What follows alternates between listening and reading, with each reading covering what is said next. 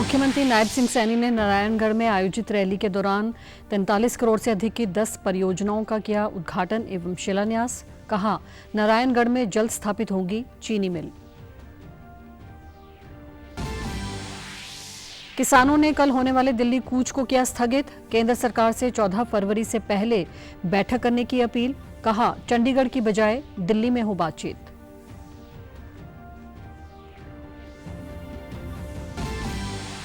प्रदेश सरकार ने राज्य में पंजीकृत वाहन स्क्रैपेज एवं रिसाइकलिंग सुविधा प्रोत्साहन नीति 2024 को किया अधिसूचित। उद्योग एवं वाणिज्य राज्य मंत्री ने कहा, पर्यावरण संरक्षण के साथ साथ अर्थव्यवस्था भी होगी मजबूत। और केंद्रीय मंत्री मनोहर लाल ने उत्तर प्रदेश के दौरे के दौरान महाकुंभ में किया स्नान। अयोध्या में प्रभु श्री रामलला के दर्शन कर मंदिर के चल रहे निर्माण कार्य का किया अवलोकन। नमस्कार, मैं भानुप्रिया। अब समाचार विस्तार से। मुख्यमंत्री नायब सिंह सैनी ने आज नारायणगढ़ में आयोजित महारा हरियाणा नॉन स्टॉप हरियाणा धन्यवाद रैली में जनसभा को संबोधित किया। इस दौरान उन्होंने लगभग 43.28 करोड़ रुपए की 10 परियोजनाओं का उद्घाटन एवं शिलान्यास किया। सीएम ने कहा कि मैं यहां आपको ये विश्वास दिलाने आया हूं कि सबका साथ सबका विकास के मंत्र एवं हरियाणा एक हरियाणवी एक के भाव के साथ समान विकास कार्य करेंगे। साथ ही उन्होंने हॉर्टिकल्चर रीजनल सेंटर का उद्घाटन करते हुए कहा कि यहां पर हॉर्टिकल्चर कॉलेज की स्थापना होगी। नारायणगढ़ को जल्द ही कोऑपरेटिव शुगर मिल का उपहार भी मिलने वाला है। इसके उपरांत मुख्यमंत्री ने कबड्डी महाकुंभ में शिरकत की। इस दौरान उन्होंने खिलाड़ियों का हौसला बढ़ाते हुए कहा कि नारायणगढ़ में बने स्पोर्ट्स कॉम्प्लेक्स में हॉकी के लिए मैदान तैयार करने की बात कही। साथ ही खिलाड़ियों की सुविधा के लिए 5 करोड़ रुपए की राशि से खेल स्टेडियम बनाने के लिए कहा। सीएम ने कहा कि आज हरियाणा खेलों में हब के रूप में विकसित हो रहा है। प्रदेश के खिलाड़ी राष्ट्रीय एवं अंतर्राष्ट्रीय स्तर पर अमिट छाप छोड़ रहे हैं। हरियाणा की खेल नीति का देश के दूसरे राज्य भी अनुसरण कर रहे हैं। मुझे खुशी है कि आज यहाँ पर जो ये मॉडर्न स्पोर्ट्स कॉम्प्लेक्स जो यहाँ बना है, इसमें सभी कोचिज की व्यवस्था है और हमारे यहाँ पर बेटियों का ये गर्ल कॉलेज भी है। और मुझे ये बताते हुए खुशी हो रही है कि आज मैं इस खेल स्टेडियम के अंदर एक हॉकी का एस्ट्रो टर्फ जो यहाँ पर लगेगा उसकी 14 करोड़ रुपए की लागत है। वो 14 करोड़ रुपए की लागत से यहाँ पर हमारे खिलाड़ियों के लिए ये हॉकी का एस्ट्रोटर्फ यहाँ लगाया जाएगा। और इस खेल स्टेडियम के अंदर यहाँ पर फ्लड लाइट भी लगाई जाएगी ताकि रात के समय में भी खिलाड़ियों को कोई दिक्कत कोई परेशानी ना आए। और इसके साथ ही मैं आज यहाँ पर हमारे 2 और खेल स्टेडियम है, एक लाहा और एक पिचपड़ी में, उनके नवीनीकरण के लिए भी मैं 5 करोड़ रुपया अलग से दे करके जाता हूं। आप सब खिलाड़ी आज यहाँ पर आज शामिल हुए हैं। हरियाणा पंजाब के शंभू व खनौरी बॉर्डर पर प्रदर्शन कर रहे किसानों ने कल होने वाले दिल्ली कूच को फिलहाल स्थगित कर दिया है। किसान सरवन सिंह पंधेर ने आज शंभू बॉर्डर पर पत्रकारों से बातचीत करते हुए कहा कि अभी के लिए दिल्ली कूच टाल दिया गया है। उन्होंने कहा कि केंद्र सरकार 14 फरवरी से पहले बैठक करे और ये बैठक चंडीगढ़ की बजाय दिल्ली में होनी चाहिए। उन्होंने कहा कि 26 जनवरी को देश भर में ट्रैक्टर मार्च निकाले जाएंगे। गौरतलब है कि केंद्र ने किसानों को 14 फरवरी को चंडीगढ़ में बातचीत का न्योता दिया है। 16 जनवरी को कृषि मंत्रालय के संयुक्त सचिव प्रिय रंजन अन्य केंद्रीय अधिकारियों के साथ खनौरी बॉर्डर पर जगजीत सिंह डल्लेवाल से मुलाकात की। उन्होंने किसानों को बातचीत का न्योता भी दिया। जगजीत डल्लेवाल के सहयोग में अनशन कर रहे 121 किसानों ने केंद्र से बातचीत का न्योता मिलने पर अपना अनशन समाप्त कर दिया है, जिनमें से 10 किसान हरियाणा के थे।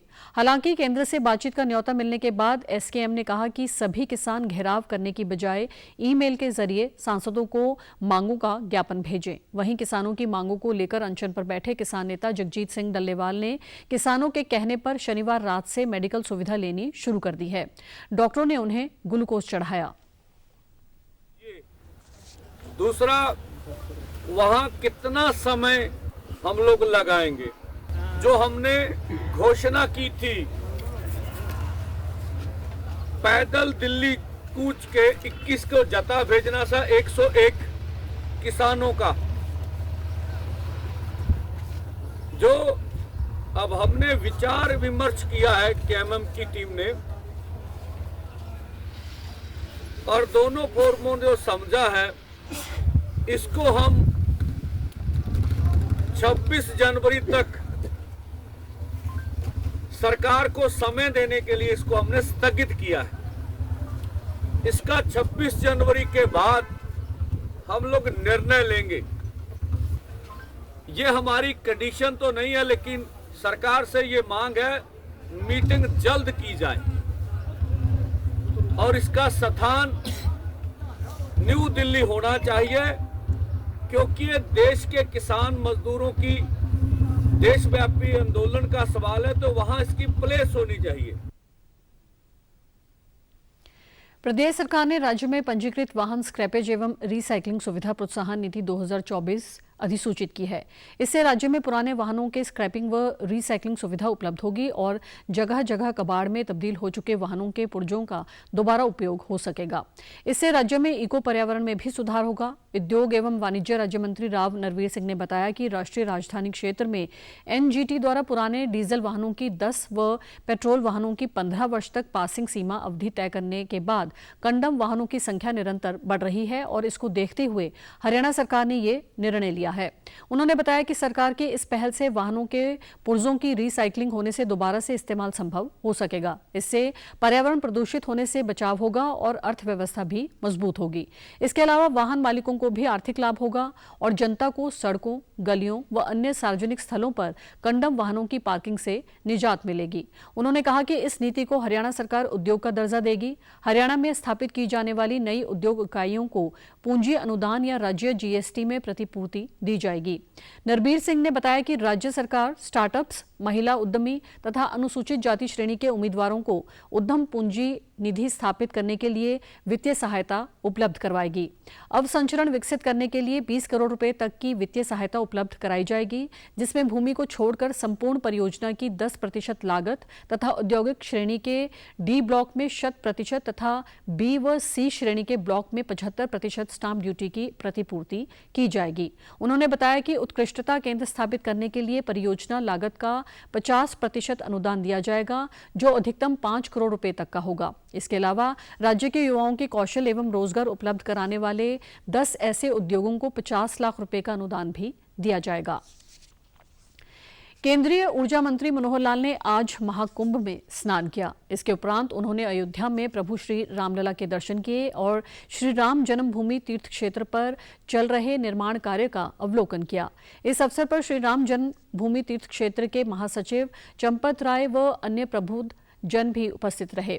मनोहर लाल ने कहा कि मेरा परम सौभाग्य है कि इस पवित्र स्थान से किसी न किसी स्वरूप में श्रद्धेय अशोक सिंघल जी के नेतृत्व में 1980 से जुड़ा हुआ हूं। आज अयोध्या में प्रभु रामलला के दर्शन कर मन अभिभूत हो गया है। लंबे इंतजार के बाद भगवान राम के मंदिर का निर्माण होना बहुत ही सराहनीय है। किसी न किसी स्वरूप से इस स्थान से मैं अब से नहीं 1980 से जुड़ा हुआ हूँ। 80 में मान्यवर अशोक जी सिंघल, जिन्होंने कल्पना की थी कि अयोध्या में जो ढांचा है उसके स्थान पर भगवान रामलला जी का मंदिर बनना चाहिए, उनके सहयोगी के रूप में लगातार हम काम करते रहे। 2021 में जब ये मंदिर निर्माणाधीन था, पत्थरों की तराशी हो रही थी, खुदाई हो रही थी, उस समय भी मैं आया था, मैंने देखा था। और आज मंदिर निर्माण होने के बाद पहली बार प्रभु रामलला जी के दर्शन मैंने किए और मन बहुत ही प्रसन्न हुआ है। और वास्तव में राम जी के दर्शन करके एक जो नया ऊर्जा और उत्साह ये जो व्यक्तियों को मिलता है तो बहुत सराहनीय है। और भगवान रामलला जी की ये जो मंदिर की कल्पना है ये वर्षों पुरानी है। मुझे लगता है कि 400 वर्ष से भी ऊपर समय से इस स्थान का पुनरुद्धार हो, मंदिर बने, ये एक बहुत पहले से चल रहा था। हरियाणा सिख गुरुद्वारा प्रबंधन कमेटी का चुनाव कल संपन्न हो गया। रविवार को देर रात तक चली मतगणना के साथ 40 वार्डों से 40 उम्मीदवारों ने जीत दर्ज की। प्रदेश में कुल मतदान 69.85% रहा। प्रदेश के 3,50,000 मतदाताओं ने 40 वार्डों में चुनाव में खड़े 165 उम्मीदवारों के लिए मतदान किया। एक उम्मीदवार सर्वसम्मति से पहले ही विजयी घोषित किए जा चुके हैं। मतदान के लिए कमेटी ने प्रदेश में 406 बूथ बनाए थे। इस चुनाव में सर्वाधिक 22 निर्दलीय उम्मीदवार विजयी हुए। पंथक दल झिंडा के 9, हरियाणा सिख पंथक दल को 6 व सिख समाज संस्था के 3 उम्मीदवार जीते। इस बारे में जानकारी देते हुए गुरुद्वारा प्रबंधक समिति के आयुक्त जस्टिस एच.एस. भल्ला ने बताया कि सभी स्थानों पर शांतिपूर्ण ढंग से चुनाव संपन्न हो गया है।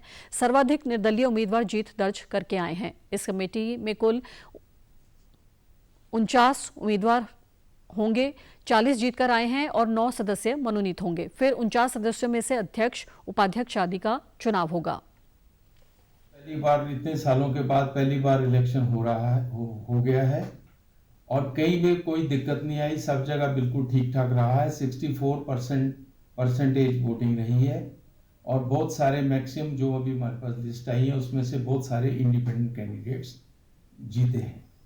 और हम जो मेन लिस्ट है वो हम एक आध दिन में पब्लिश कर देंगे। सारी लिस्ट पब्लिश कर देंगे फॉर नोटिफिकेशन। या 40 कैंडिडेट्स अभी इलेक्ट हो गए हैं और जो 9 कैंडिडेट्स हैं वो नॉमिनेटेड है। वो कमेटी बाद में बनाएगी उसको।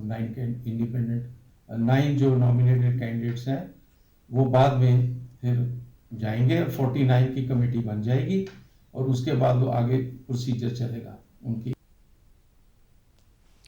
कालका के वार्ड नंबर 1 और पंचकुला के वार्ड नंबर 2 से निर्दलीय उम्मीदवार जीते। वार्ड नंबर 1 गुरमीत सिंह जबकि वार्ड नंबर 2 से श्रवण सिंह ने जीत दर्ज की। इस अवसर पर उन्होंने मतदाताओं का आभार जताते हुए कहा कि ये विजय साध संगत की है। वे गुरुद्वारा प्रबंधन समिति के चुनाव करवाने के लिए हरियाणा सरकार के आभारी हैं।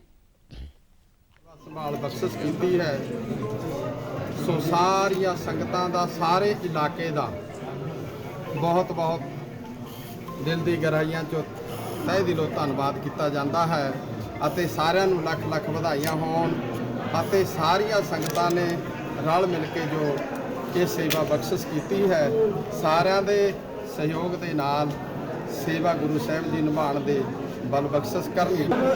नॉमिनेट किया गया था पहले, नॉमिनेट के बाद जब उन्हें बुलाया गया तो जो 2014 एक्ट बना है उसमें लिखा गया था कि जितनी भी धार्मिक संस्थाएं हैं वो जो राजनीतिक संस्थाएं हैं वो धार्मिक इलेक्शन नहीं लड़ सकती और जो सौगंध चुकाएगा हमें वो जो IAS अफसर होगा वो भी सिख होना चाहिए। सिरसा में हरियाणा सिख गुरुद्वारा प्रबंधन कमेटी के शांतिपूर्ण ढंग से संपन्न हुए। जिला में 9 वार्डों के लिए कुल 94 मतदान केंद्र बनाए गए थे और कुल 78.55% मतदान हुआ। शांतिपूर्ण और निष्पक्ष चुनाव के लिए जिले में 19 ड्यूटी मजिस्ट्रेट और 23 सेक्टर ऑफिसर, 1227 पुलिसकर्मी और 572 पोलिंग स्टाफ की ड्यूटी लगाई गई थी। डबवाली के वार्ड नंबर 30 से कुलदीप सिंह जोगेवाला विजयी रहे। वार्ड 31 रानिया से सर्व साझा पंथक दल के उम्मीदवार अंग्रेज सिंह ने अपने प्रतिद्वंदी बलजिंदर सिंह को 24 वोटों से हराया है। ऐलनाबाद वार्ड नंबर 32 से शिरोमणि अकाली दल आजाद के प्रत्याशी गुरपाल सिंह ने सर्व साझा पंथक दल के हरपाल सिंह कुत्ताबड़ को 463 वोटों से पराजित किया। सिरसा वार्ड नंबर 33 से सर्व साझा पंथक दल से प्रत्याशी गुरमेज सिंह ने अपने प्रतिद्वंदी अमनदीप कौर खालसा एडवोकेट को 2091 वोटों के अंतर से हराया। नाथूसरी चौपटा के वार्ड नंबर 34 से सर्व साझा पंथक दल के उम्मीदवार प्रकाश सिंह साहूवाला ने अपने प्रतिद्वंदी नायब सिंह को 2157 वोटों से हराया।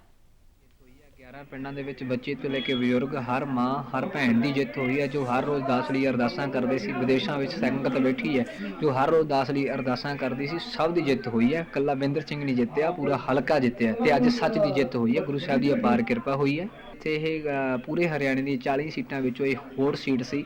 ਅੱਜ ਜਿਹੜੀ ਜਿੱਤ ਹੋਈ ਹੈ ਪੂਰੇ ਹਲਕੇ ਦੀ ਜਿੱਤ ਹੋਈ ਹੈ ਤੇ ਇਹ ਜਿਹੜੀ ਗੱਲ ਹੈ ਇਹ ਜਿਹੜੀ ਜਿੱਤ ਹੈ पूरे वर्ल्ड लेवल तक छाऊगी। गुरु साहब अपार कृपा। हरियाणा सिख गुरुद्वारा प्रबंधन कमेटी के जो आज चुनाव हुए थे पूरी तरह से शांतिपूर्ण तरीके से हुए थे। 4 वार्ड हमारे पास कालावाली सब डिवीज़न में थे, इसमें वार्ड नंबर 35, 36, 37 और 38 थे। चारों के नतीजे हमने घोषित कर दिए हैं। नतीजे इस प्रकार से हैं। वार्ड नंबर 35 जो कि कालावाली का था, यहाँ से बिंदर सिंह जी विजय हुए हैं। वार्ड नंबर 36 रोड़ी से है और यहाँ से कुलदीप सिंह जी विजय हुए हैं।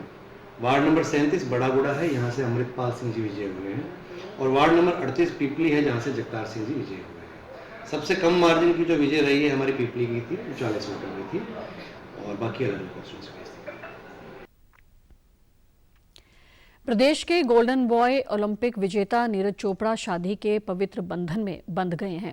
उन्होंने सोनीपत के लड़सौली गांव की लॉन टेनिस खिलाड़ी हिमानी मोर से शादी की है। नीरज चोपड़ा ने स्वयं सोशल मीडिया प्लेटफॉर्म एक्स पर अपनी शादी की तस्वीरें साझा करते हुए कहा कि जीवन के नए अध्याय की शुरुआत अपने परिवार के साथ की है। पानीपत के खंडरा गांव के रहने वाले भाला फेंक खिलाड़ी नीरज चोपड़ा आर्मी में JCO के पद पर तैनात हैं। वहीं उनकी धर्मपत्नी बनी हिमानी टेनिस की बेहतरीन खिलाड़ी हैं। अपने भाई से प्रेरित होकर टेनिस में उतरी हिमानी ने कई खिताब अपने नाम किए हैं। हिमानी लॉन टेनिस के स्टार खिलाड़ी स्पेन के राफेल नडाल से प्रभावित हैं और उनका अगला लक्ष्य ओलंपिक में पदक जीतना है। उनके पिता भी सर्कल कबड्डी के अच्छे खिलाड़ी रहे हैं। कृषि मंत्री श्याम सिंह राणा ने कहा है कि मुख्यमंत्री नायब सिंह सैनी के नेतृत्व में हरियाणा सरकार सभी वर्गों के उत्थान के लिए प्रतिबद्ध है। राज्य सरकार सबका साथ सबका विकास की भावना से बिना भेदभाव के विकास कार्य करवा रही है।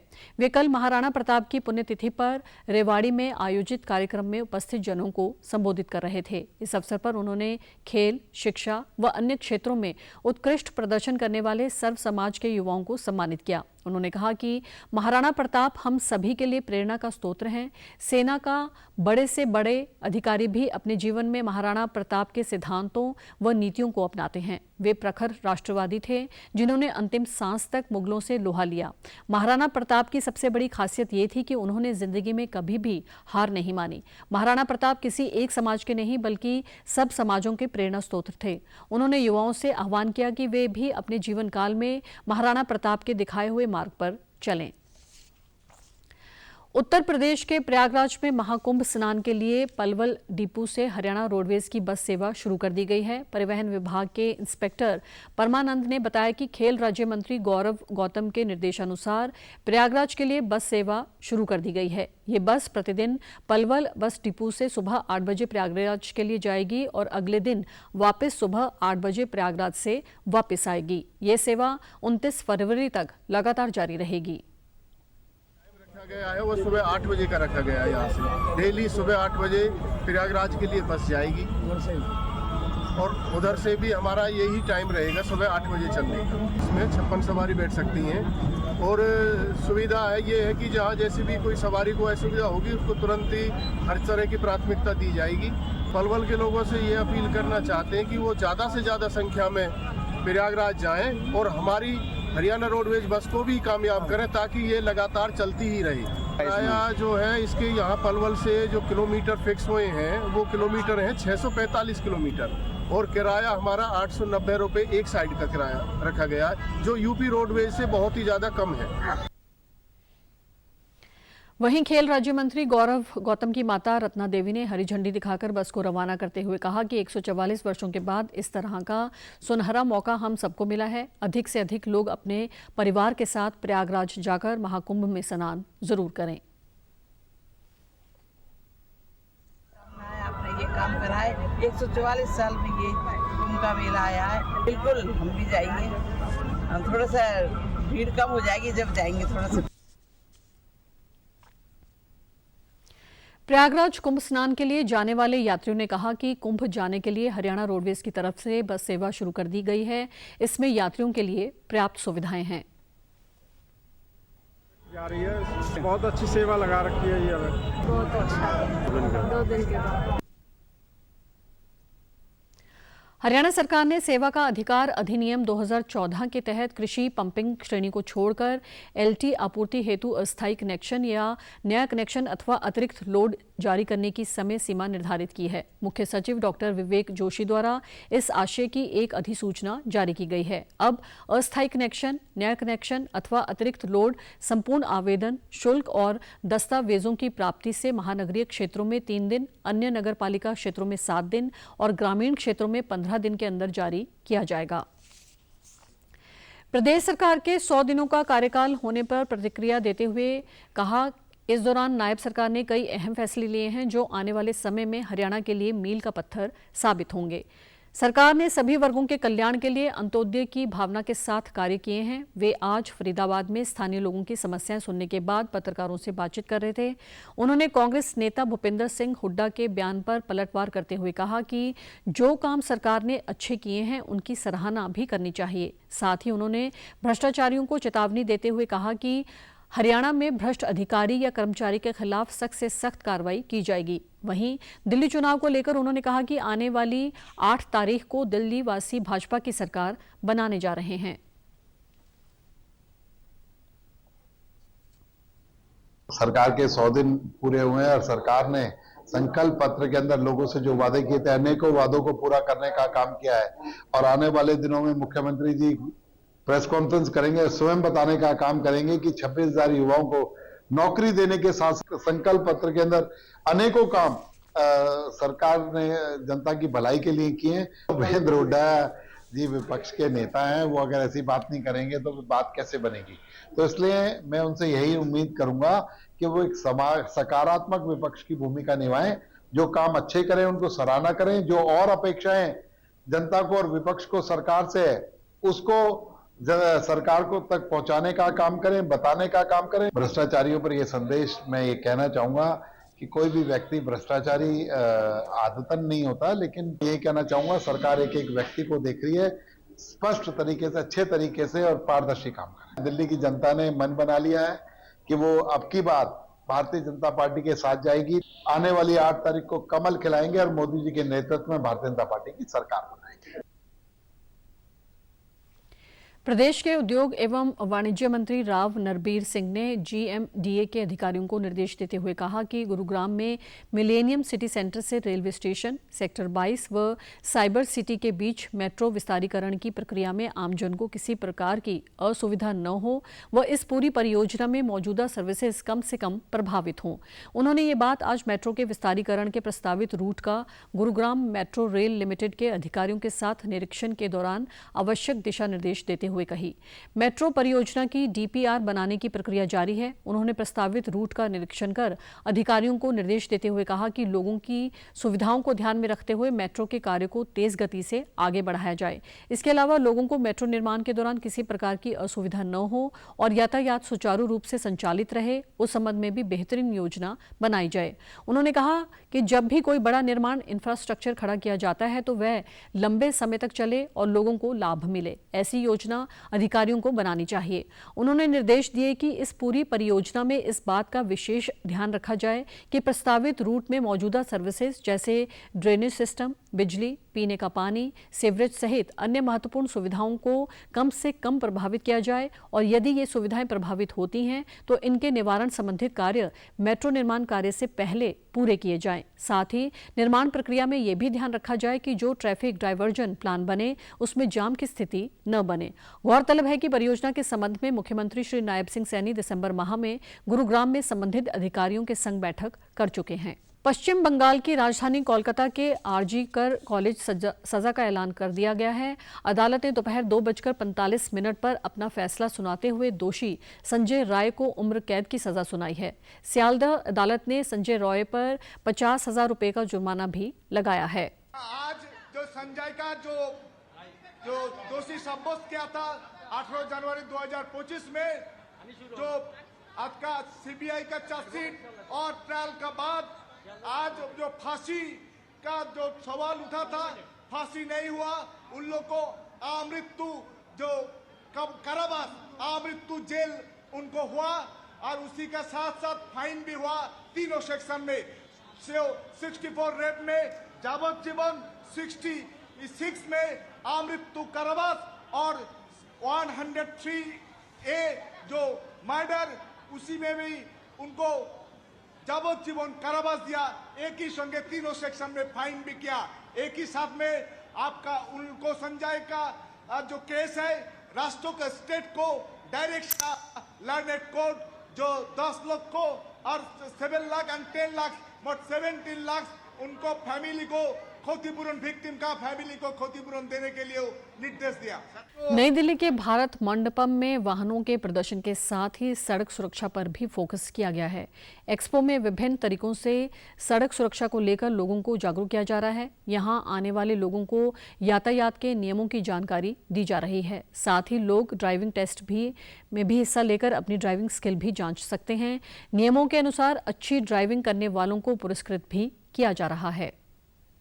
भारत मोबिलिटी ग्लोबल एक्सपो में यहाँ पर इस तरीके से जो है ड्राइविंग की यहाँ पर देखिए ट्रेनिंग भी दी जा रही है, साथ ही इसको यहाँ पर लर्निंग की जा रही है, साथ में यहाँ पर प्रशिक्षण दिया जा रहा है कि किस तरीके से सेफ ड्राइविंग करनी है। और यहाँ पर टेस्ट भी जो है वो ड्राइवर जो है उनका लिया जा रहा है, जो लोग हैं उनका लिया जा रहा है और उनको यहाँ पर जो सही तरीके से ड्राइव कर रहे हैं उनको पुरस्कृत भी किया जा रहा है। तो एक तरीके से यहाँ पर जो मोबिलिटी एक्सपो है वहाँ पर एक ड्राइविंग को लेकर भी अवेयरनेस जो है वो यहाँ पर फैलाई जा रही है, जिससे कि लोग सेफ ड्राइव करें और दुर्घटनाओं से बचे। देखिए इसका मोटिव है रोड सेफ्टी को इम्प्रूव करना। अगर आप देखें इंडिया के अंदर number of road accident deaths world में नंबर 1 पे इंडिया, और यहाँ भी ये स्टॉल लगा हुआ है जिसमें कि रोड सेफ्टी अवेयरनेस के बारे में, रूल्स के बारे में, ड्राइविंग ट्रेनिंग स्किल्स के बारे में, स्पेसिफिकली बच्चों के ऊपर काफ़ी फोकस कर रहे हैं अभी हम लोग, क्योंकि फ्यूचर देखें अगर आप यंग जनरेशन, इंडिया को डेवलप कंट्री बनना है 2047 तक।